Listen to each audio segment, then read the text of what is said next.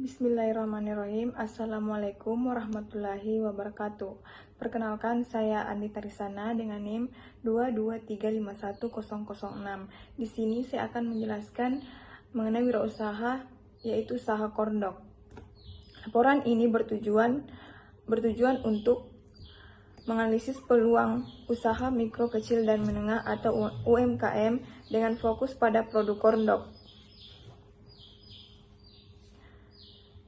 Alasan saya memilih korndok, saya memilih usaha korndok karena melihat potensi pasar yang besar. Korndok adalah cemilan yang digemari berbagai kalangan usia, mudah dibuat, dan memiliki variasi rasa yang menarik. Di daerah sini, korndok masih relatif jarang ditemukan dengan varian rasa yang unik. Sehingga saya melihat peluang untuk mengisi kekosongan ini. Tujuan utamanya itu adalah menyediakan cemilan korndok yang lezat, berkualitas, dan terjangkau bagi masyarakat. Selain itu, mengembangkan jiwa kewirausahaan dan belajar mengelola bisnis secara mandiri.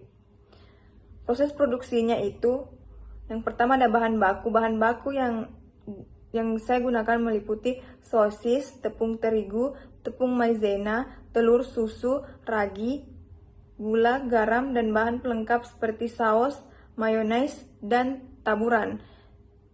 Kemudian langkah pembuatannya yang pertama itu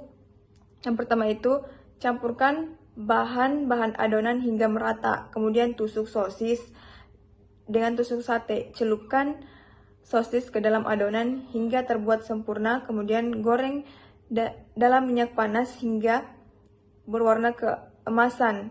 Terakhir, sajikan dengan saus, mayones, dan taburan sesuai selera. Di sini juga bisa melakukan inovasi dengan menciptakan varian rasa korndok yang berbeda seperti korndok mozzarella, korndok sosis pedas, dan korndok coklat. Target pemasarannya itu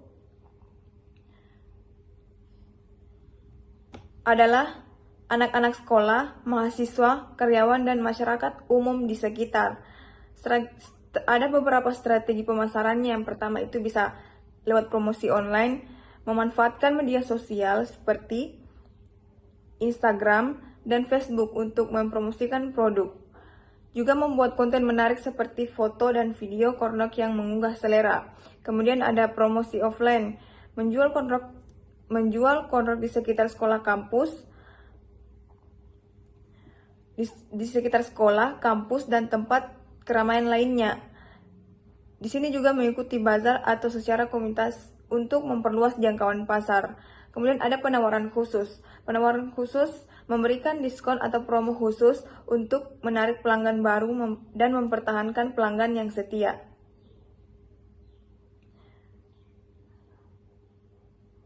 Kemudian ada analisis SWOT-nya. Yang pertama itu ada kekuatan. Perusahaan memiliki reputasi merek yang kuat di pasar lokal, dikenal dengan produk berkualitas tinggi dan layanan pelanggan yang responsif. Selain itu, tim internal memiliki keahlian yang mendalam dalam mengembangkan produk inovatif dan adaptasi terhadap tren pasar. Struktur organisasi yang fleksibel memungkinkan pengambilan keputusan yang cepat dan kelemahan dari usaha ini adalah ketergantungan pada satu pemasok utama untuk bahan baku dapat menjadi kerentanan dalam rantai pasokan. Biaya operasional yang relatif tinggi dibandingkan pesaing dapat mengurangi margin keuntungan. Selain itu, investasi dalam pemasaran digital masih terbatas sehingga kurang optimal dalam menjangkau pasar yang lebih luas. Selanjutnya, peluangnya itu pertumbuhan pasar e-commerce yang pesat membuka peluang untuk memperluas jangkauan penjualan secara online. Adanya kebijakan pemerintah yang mendukung pengembangan industri lokal memberikan insentif tambahan. Selain itu, meningkatkan kesadaran konsumen terhadap ramah lingkungan dapat dimanfaatkan untuk mengembangkan lini produk berkelanjutan. Ancamannya yaitu persaingan yang semakin ketat dari merek global dengan sumber daya yang lebih besar, dapat menggerus pangsa pasar. Fluktuasi nilai tukar mata uang asing dapat mempengaruhi biaya impor bahan baku. Selain itu, perubahan regulasi terkait standar kualitas produk dapat memerlukan investasi tambahan untuk penyesuaian. Kesimpulan dari usaha produk ini telah memberikan banyak pelajaran berharga. Belajar tentang bagaimana mengolah bisnis, berinteraksi dengan pelanggan, dan menghadapi tantangan dalam dunia usaha. Berharap usaha ini dapat terus berkembang dan memberikan manfaat bagi masyarakat sekitar. Demikian presentasi laporan usaha Kordok dari saya.